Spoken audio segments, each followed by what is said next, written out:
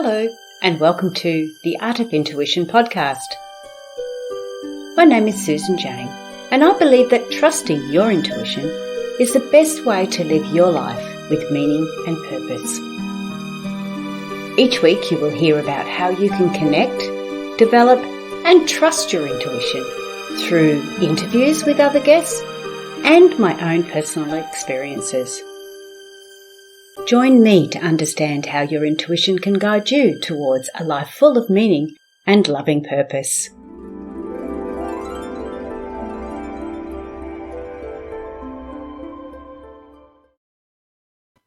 Hello and welcome to the Voice of Intuition podcast. I'm Susan Jane, your host for the podcast, and today we have got some wonderful guests on, but I'm going to tell you more about that in a minute. Let me do the things that I need to do. I have to say, would you please subscribe, like, and share the podcast, I don't know, connect with us. Yeah, this is why we're here, so you can connect with us and connect with the guests and, just say hi. Give us a bit of feedback. We're more than willing to listen to that. But with no further ado, I want to introduce this wonderful young man. Now, I'm not going to tell you a lot about him, and because I don't normally do that anyway, because I want him to share his story. It's an amazing story, and you're going to get a lot out of it. All right, so with no further ado, welcome on board, Coach Lee. Hey, thank you so much, Susan, for having me. Oh, you are more than welcome. Now, you have got a story and a half. And we've not had anyone on the show with your type of story as yet. So I am really excited to hear how you got, because you're talking about fitting in with people or finding your tribe, and then you flip it and you go, hang on, that's not what life's all about. It's about attracting your vibe. And I loved how you put that together. So tell us a little bit about it yourself. How did you get to where you are today? Your story. My story. All right. I'm so excited to be able to share this story. It has been quite a journey. So I started off as a person who really didn't feel like they were connected with anyone. I grew up in a small town in Ohio. So I'm from the States. I live in the US now still, but I grew up in a small town in Ohio, and I just felt disconnected. I felt like a lot of people didn't really understand me, and I didn't understand them, and just we weren't on the same level at all. And I kept in my mind that it's an idea that I have to find the right people. So where I am now wasn't it. I ended up having an opportunity to go to college. So I left my hometown and I moved about 2 hours away to a place where I had brand new experiences. I met brand new people from different states, from different cultures, different backgrounds. And it was amazing. It was amazing. And I thought, this is where I'm going to find my people. This is it. And sure enough, I felt lonely. I felt lonely and disconnected. And I figured, well, still, I have to go find the right people. So just this wasn't it. Maybe the entire state of Ohio was broken and it wasn't it. So that's what I thought. So I had an opportunity to move again. So I left Ohio completely for the state of California. There, I was able to reinvent myself. There, I was able to connect with more people. There, I even found myself doing a lot of karaoke and I found myself on the scene a whole lot where people really knew me. They'd high five me, they'd say hello to me. And I thought, this is it. These are my people. This is where I want to be. And sure enough, I felt lonely. I felt disconnected. And there was another thing that I was hearing along the way of you got to find your people. You also have to be your authentic self. I've heard that a whole lot too. So find your people, be your authentic self. So here I am thinking that, well, maybe I haven't found my people because of not being my authentic self. That's it. I want to back up just a little bit and share with you that, well, I am a trans man. So I've already felt like, I can't really share anything about who I am to other people. I didn't feel like I could. So I decided that, well, this isn't the state for it either. And I need to leave the state and move to another place. I ended up moving to a much larger city, Chicago, where I am now. And I found the right people, to help me with the transition. They helped me with the vocabulary. They helped me with everything I needed to understand about the transition, about what I was experiencing. And I thought for sure I was going to be connected to those people. I was going to be genuine friends with them. I have found my tribe. And this was the time that Caitlyn Jenner was coming out as well. I thought, well, this is perfect. Nothing can go wrong with this. But unfortunately, I still found myself disconnected, still feeling lonely, still feeling like I couldn't share something with these people. Even though we've had this experience together, I was dumbfounded, really. And so I'm thinking that I'm sharing my authentic self with people. And I've moved so much. I've moved to the second largest city, probably now third largest here in the US now, where there's a whole lot of people that if I can't find my tribe, then there must be something that I was doing wrong. And so I did figure that that was it. I was something I was doing wrong. I ended up going to counseling or therapy and talk therapy with a group therapy session. And there is where I learned to understand more about my actions and my behaviors and what I was doing in the little interpersonal relationships that I was having with people. So it wasn't that I didn't find my tribe. It was something that I was doing that didn't put me in proximity with people that I could connect with, or I didn't attract the kind of people that I wanted to be with. There was something about my behavior. And so discovering that made me realize that, wow, everybody should know this. Everybody's got to know this. I know how good it feels to make a connection with another person. I know how to do it. I've got to tell everybody. So that's how I become a coach. That's why I'm here today talking to you. Wow, that's an amazing story. So you would have like going through all of that, you would have had so much happening. So you're trying to find the right people, but Mhm. you weren't feeling right inside as well. Yeah, absolutely. I was not feeling right inside. And I could say also that I would back up to when I was in a, but this is something that has happened. It's a pattern of behavior. And that's why I call my company Patterns of Possibility, because I looked at these patterns of behavior that I was doing that put me in a situation where I always felt like I could not be myself. When I was growing up, there were things that I wanted to express that I learned that if I express those things, if I expressed personality, if I expressed ideas, if I expressed interests, people would tell me, no, you're not allowed to be interested in that, or that's stupid, or you're stupid. So I better just hide those things, just blend in, hide and blend in. So I found Wow. myself doing that a lot. And it's strange, like you're talking about this physical aspect of yourself, Hmm. as far as hiding, or there's that the emotional and the other aspects to it. But you found yourself hiding who you really were, and I know as a child I hid a lot of things too, like. But because mine was intuitive and mine was these messages and this understanding, Hmm. I hid that as well. So I wasn't being true to myself. So even though you're talking about transgender and changing in that aspect, which a lot of people look at it only as the physical aspect, which we know is incorrect. Right, Um, right. yeah, exactly. There's a lot, definitely a lot more to it than that. But yeah, I guess actually when you think about that, that makes it one more step up, doesn't it? Because Yes. you were going through all this emotional stuff like I was going through it, but you actually had to change physically, whereas I didn't have to. Yes, and to your point, Susan, I think that people really just want to be understood. At the end Yes. of the day, at the end of the day, the messages that you were receiving, the information that you had, you wanted to put it out there and have somebody say, "Wow, that's interesting," or be interested in it, or "Let's hear more about this." Not shame you, not shun you, not hurt you for you just expressing what is natural and normal to you, right? You want someone to Mm. understand. And furthermore, you want someone to understand that experience. So I'm glad that you said that because it really relates to the fact that everybody has this kind of experience. Now, you can see a physical manifestation on me because I Mm. changed physically. But within us, we all have what I've discovered. I don't want to say we all have, I'm going to be careful with my generalization, but most of us have something that we really deeply, truly want to share with someone else, but we're afraid to do that. Yes. And unbeknownst to me, my pattern of behavior was to put myself in the situations where I had something I deeply, truly wanted to share with someone, but I couldn't share with other people. And what I mean is like, well, before transitioning from female to male, I was also dating women.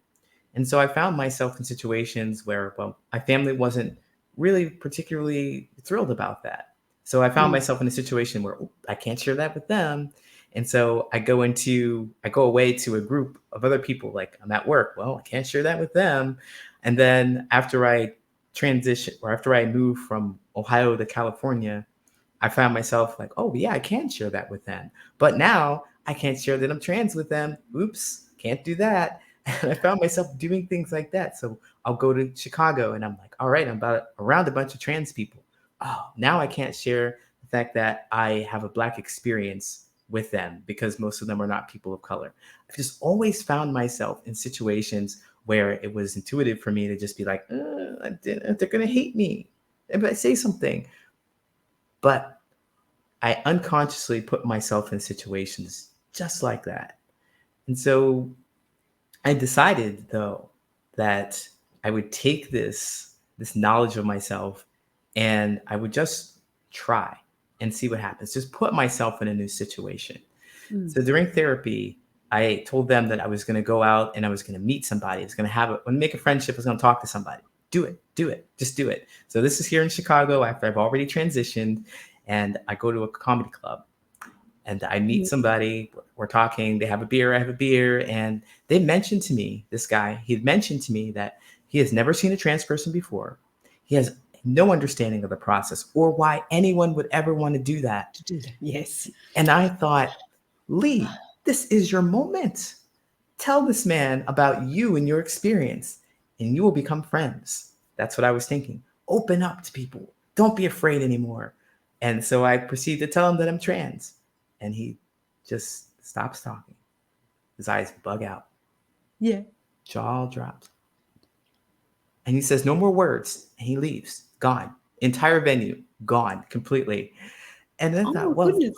yeah, Susan, if that isn't the manifestation of all the fears and all the rejection I thought was in my head happening right in front of my face, Yeah. and then what to do with that? I fortunately had a group of people that I could cry to about it. But after that, I was like, well, they pointed out to me that I didn't die. I was okay. Essentially, the thing I've been afraid of my entire life happened right in front of me. I was rejected for something that I thought I could share with someone. And I just became stronger with it. Wow.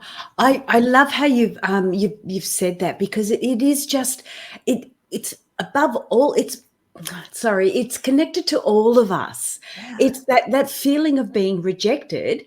It doesn't matter who you are, what you are, where you are. When you get rejected, it hurts. It really, really hurts. hmm, And it is hard. But the other thing I just wanted to reiterate on this, Coach Lee, too.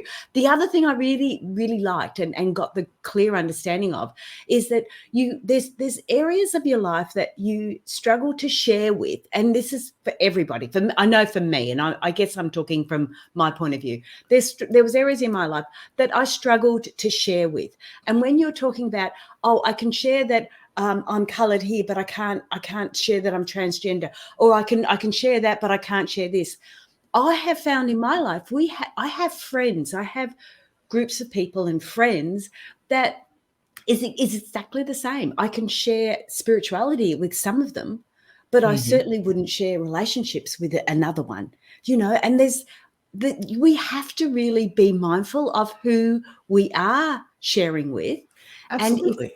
yeah, and if we are authentic, then we're doing it in the right manner. So yeah, I really loved how you put that down, because that really, you like, oh my goodness, for Yeah. you, it's everything is just tenfold bigger, isn't it? It's like, oh my goodness, not Yes. only are you coping with this, you're coping with so much more. So yeah, I Yeah. want to take my hat off to you. Oh, well, thank you so much. And to your point, I really do believe that there is some safety in providing information for people who need it and people who don't need it. So what I learned in that experience was sharing I'm trans to a random person is that that's probably oversharing and traumatizing. And that's not information for this person to know. So I learned how to open up slowly, pay attention, because we're both not. I was not connected with this person, and he was not capable of really understanding what my experience was. He actually said it. He said he didn't understand the process, he didn't know anything about it, and he didn't quite say he wasn't interested in learning it. But if I could read the room, we're at a comedy venue, having a beer, talking about really small, insignificant things. We're supposed to be talking about, just getting to know each other, chit chatting, not something that shakes the core of his beliefs. No, we weren't supposed to. That wasn't appropriate for the time. So there is definitely safety and comfort in sharing with other people. But I believe that if you want a really deep connection, there are core things about your personality that you must be able to share with this one person, like your partner. I believe that, wow, if you're going to be really close to have a really close friendship with someone, they need to know that I'm trans because Yes. I want to trust them with that information. I want to be able to not hide things that are related to me being trans from them, like my dating situation. Oh, I can't date such and such, and they rejected me. Why? Because you seem like a nice guy. Well, because they're not interested in trans people. If I don't have the space to tell them that, then we're not really close friends because I really need their support. I really need them to help me with the burden that comes with it. If I'm not able to share things like that with them, now I have to think about, well, how are they going to feel if I share this with them? And then also on top of the feeling of being rejected by someone who doesn't want to date me. So I've got all this extra emotional baggage. I've got no space to share with anyone else. There are poor people. There are some people that really deserve to know that information because they genuinely want to help you and you genuinely want to create a space where you connect with each other. They want to understand your experiences. So I like this idea though that you're saying that you have certain people that you share with. There's certain people I wouldn't share things with. I'm not going to share with you how much money I make. No, that's not your information.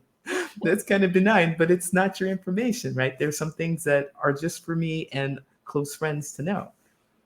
Absolutely. And it's that discerning, knowing it, isn't it? And I like that you sort of said that you overshared at the wrong space, the wrong time. And yes, I have sort of done that too. Yeah, I I could actually imagine. remember with one of my girlfriends who I was going through marriage breakdown at the time, and I was just, I was constantly whinging and bitching, to put it nicely. I was whinging and bitching about the ex, and she just got to the stage where she said, I've had enough. I don't want to hear it anymore. And yeah, it's knowing how to read those people and knowing what those connections are like. But before we go on any further, Coach Lee, I do want to actually let people know, because we're doing this video, but we've obviously got listeners on the podcast.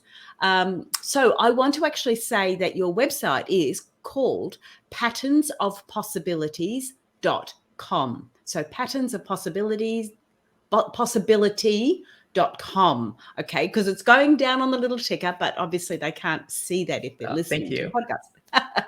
So I wanted to put that forward. Now, so I'm going to ask a question, and it's what you've done now is that you've realized that there's groups of people that you can share information with, and there's groups of people that you can share different information with. So you're starting to get these groups and everything else, but it wasn't until you really found out who you were, or you were really authentic, and you've got that understanding there. So I also want to say that you actually have I'm going to show this on on the video. You have a free download on your website for 10 tips of making memorable conversations. And obviously you've learned that the hard way. So tell us a little bit about, I mean, if that's where we're up to in your story, if you've got more to share, you share more. But otherwise, tell me a little bit about how you worked out the 10 tips for making memorable conversations. I find that delightful because that's great timing. It is great timing.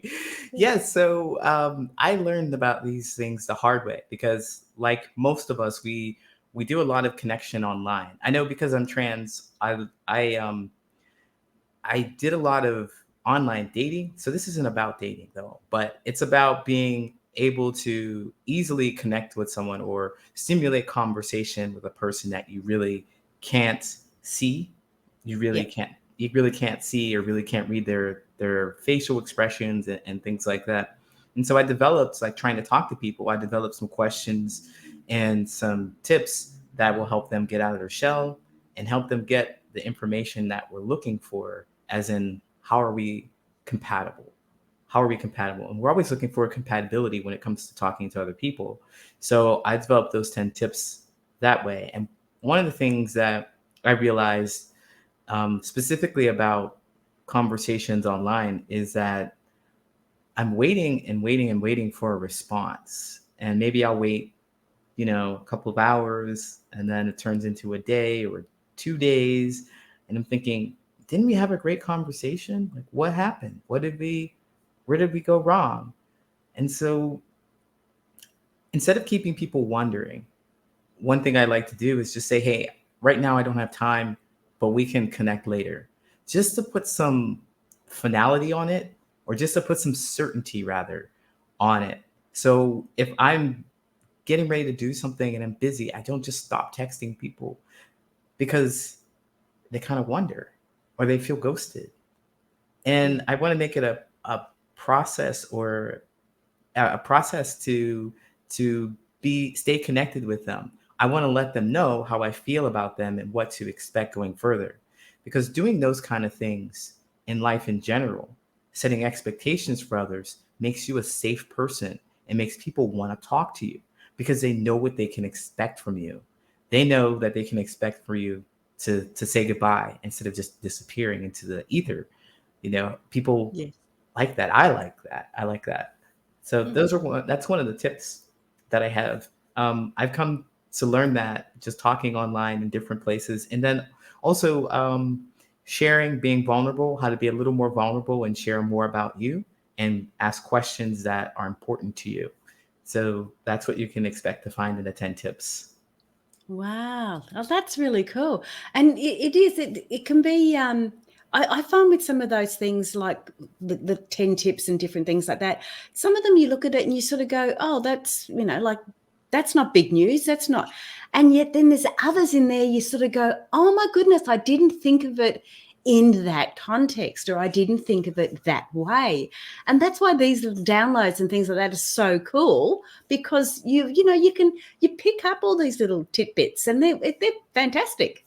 Yeah, because you can go ahead and search the internet for all kinds of little tidbits and tricks, and you might find one here, one there that kind of work for you. But it's nice to have a compilation of all of them, of what the best that I found that worked for me, and it really helps me make connections. And it's not something that you just need to use online either. It's something that you can use to talk to other people. So the finality in the message, or the ending of the conversation rather, like, you're talking to someone, you set a time limit for when you want to meet with them, and you say, well, we're going to meet from 1 to 2, and that's it, and you have no obligation to meet any longer than that, because if it's going well, it goes well. If it doesn't, it doesn't. And then you can finish up, or you can connect again later. You can be clear about what you want and set expectations again. It's just providing this opportunity to understand each other. Yes, absolutely. Yeah. And and again, being authentic too, because Hmm. too often we'll go into sort of, oh, well, we'll meet you. It's a little bit, because I'm really nerdy and I like to have structure. I So love when it. somebody goes, oh, we'll meet up next week. And I think, well, next week never actually comes. We need to have it, if we're going to meet, we need a date and we need some times and we need to get an understanding of it. So, and I guess a lot of that too, Coach Lee, is my upbringing, because in my days when I was meeting up with all my friends as a teenager, we only had landlines. So you had to make sure everything was in place so you knew where you were going to meet. So Hmm. yeah, there was none of this, oh, when I get there, I'll give you a phone. It's like, no, no landlines. That's so funny, because yeah, nowadays we're pretty spoiled with the text and instant messaging that we can do with each other, just always in touch.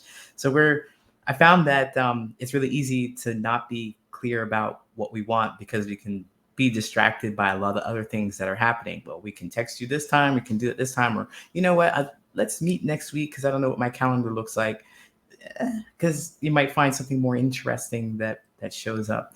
And I find that if you have your values in place, you will be able to choose more quickly. So when I hear things like that, like, well, I don't know what's going to be, I would kind of question and say, well, okay, you don't, but within this time, please get back to me so that we can honor each other's time.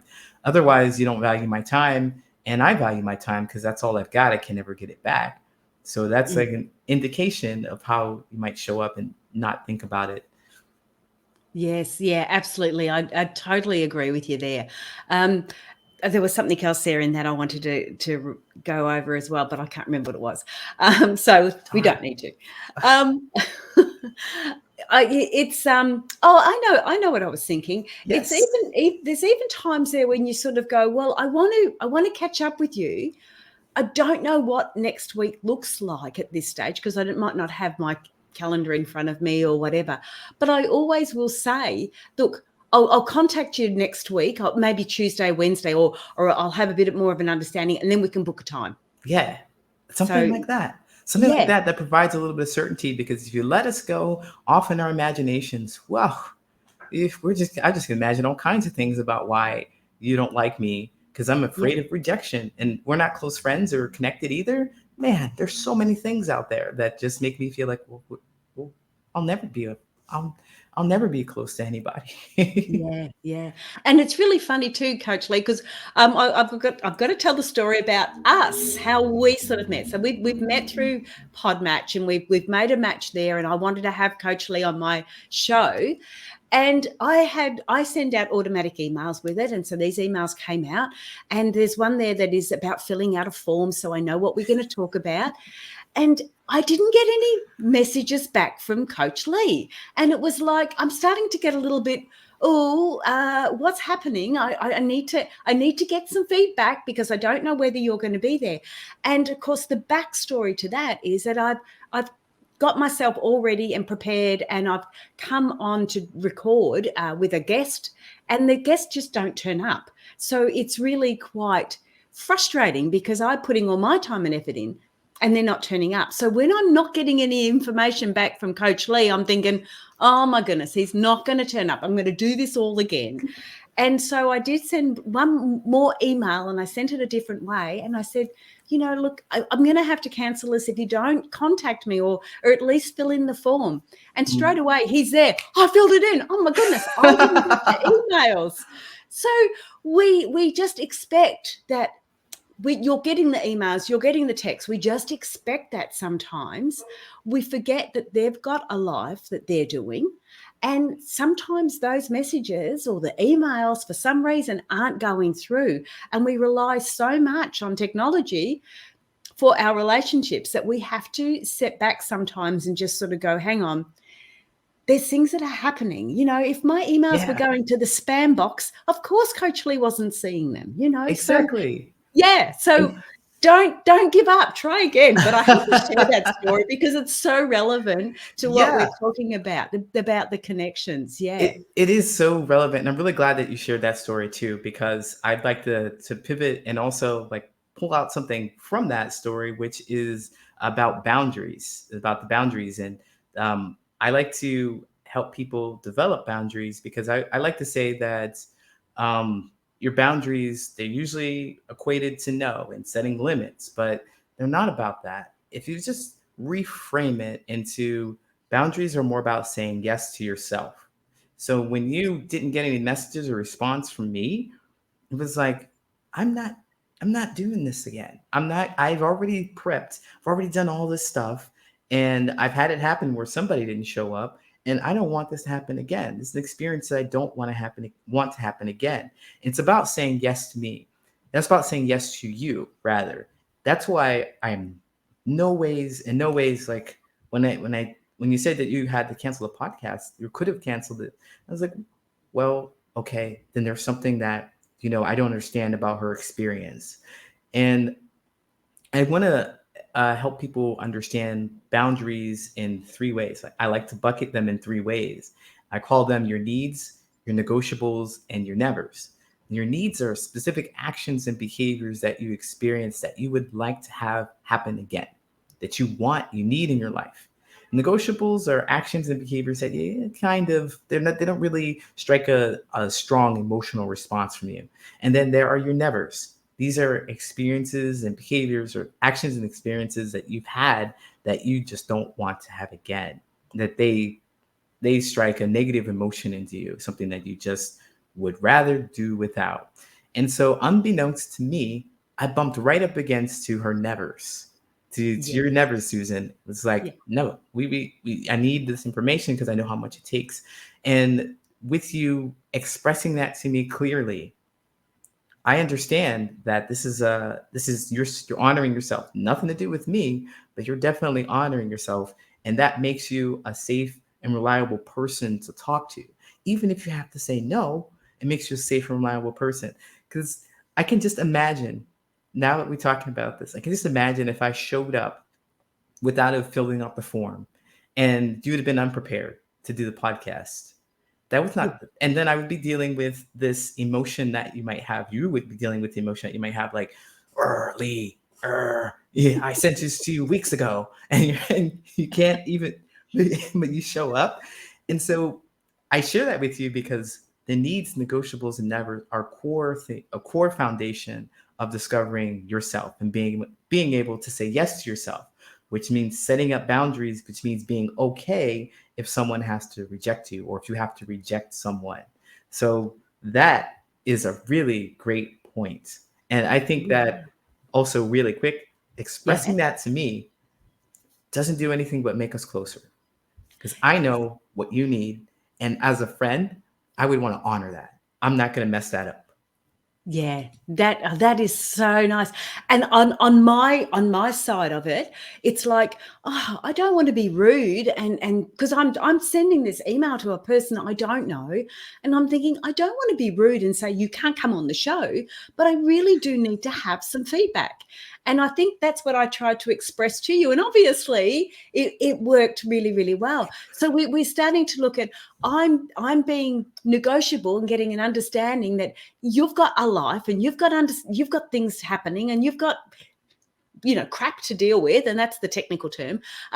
You've got you've got to deal with that sort of stuff. So I don't want to be pushy or rude and say do that or else.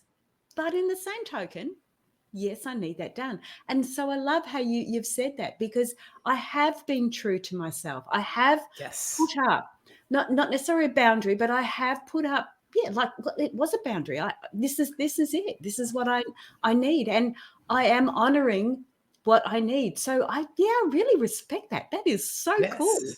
Thank you so much. And that's why I respect you because of what you will say. I mean, I believe that then because you shared this with me, this is a great example. Because you shared it with me and it felt kind of difficult to share, but I could do the same. I believe Mm. that now I can be open and honest about something that probably isn't easy for me to share, but I can just share it with you. And I know that you'll respect it because you know what it's like. And that's that Yeah. understanding that we talked about. And I, I think that for me, I know that I've just been caught up in the fact that I want to be respectful of how other people will feel. But at the end of the day, at the end of the situation, I've been in so many relationships where it was I thinking that I'm being polite and I think I'm being kind, but deep down, I'm seething at them. I'm angry because I said, though, well, quick story about I met a woman in my early 30s, and I'd heard about boundaries, like I said, and it was all about no, no, no. So I'm going to set limits. And I said, hey, I have this job now. I get up at 5 in the morning, and I usually don't get home until like after 5 p.m. So I'd like you not to come over until I had at least a little bit of time for myself. And they said, okay. But then one day they show up just as I'm leaving. I mean, just as I'm getting home, just as I'm putting the key in the door. And I'm like, I know that I said I didn't want you to show up so early. But they said, oh, I know, but I just had to see you. And I was like, Mm. well, okay, I guess, because I want us to be happy. I will just let that boundary go. That is no longer a need for me. That can be negotiable.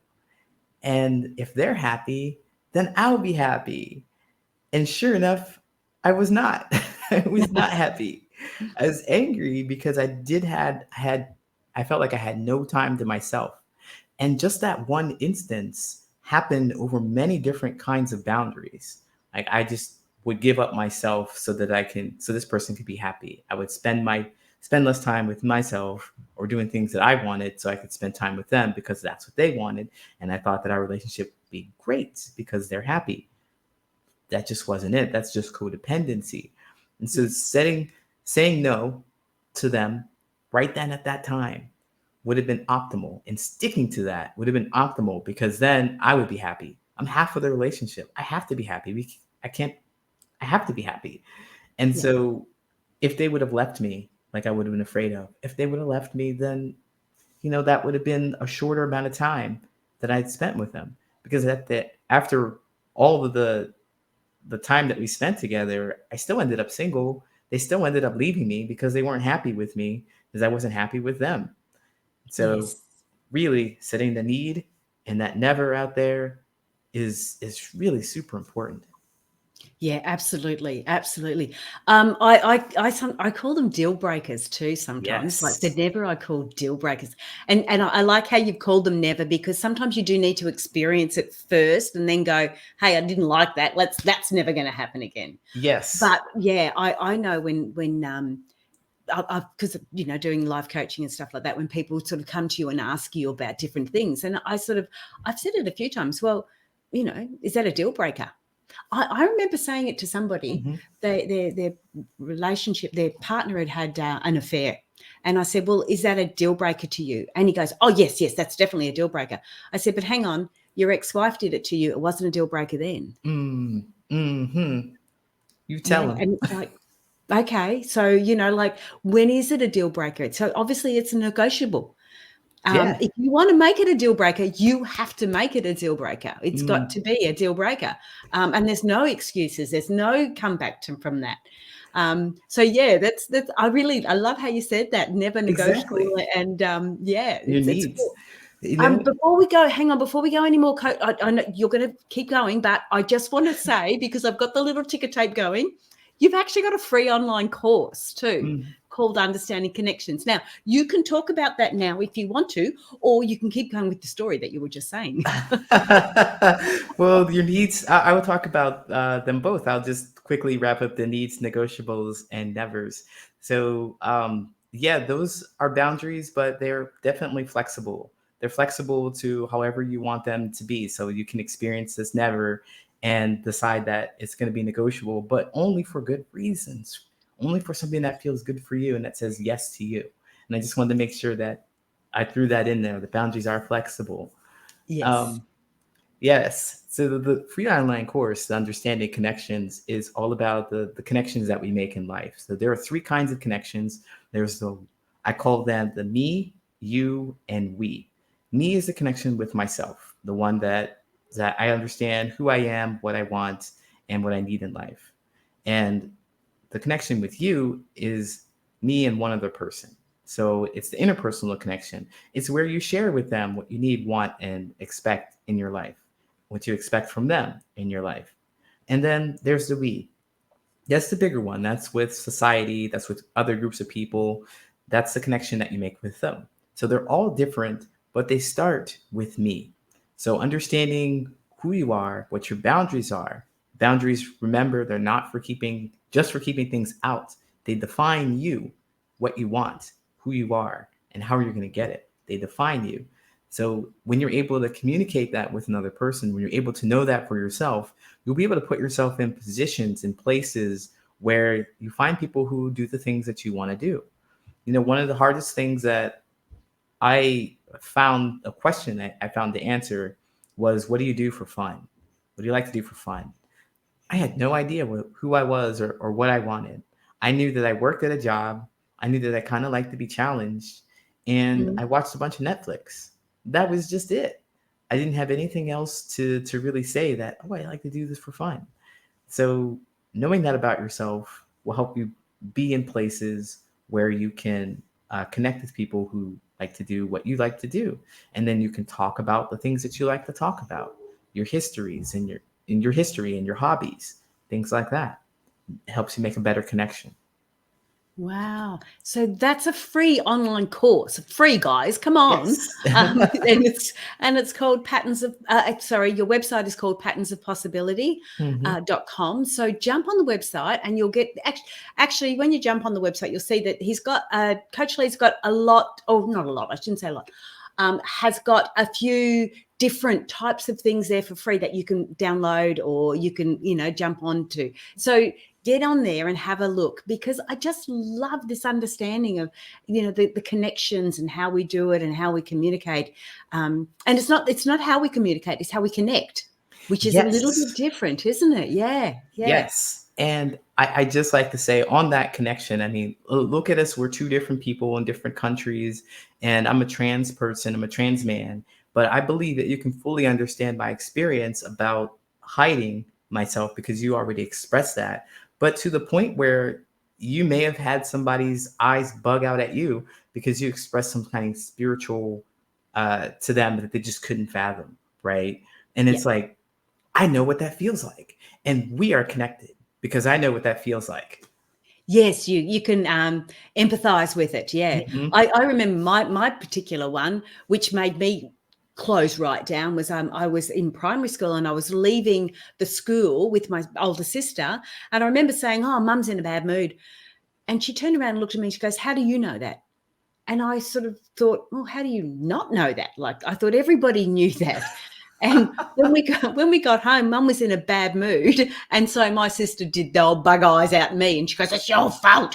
And so I stopped then expressing myself. So yeah, Yeah. I know exactly what you mean. I get that when you're starting to share stuff like that, it is a little bit challenging. Yeah.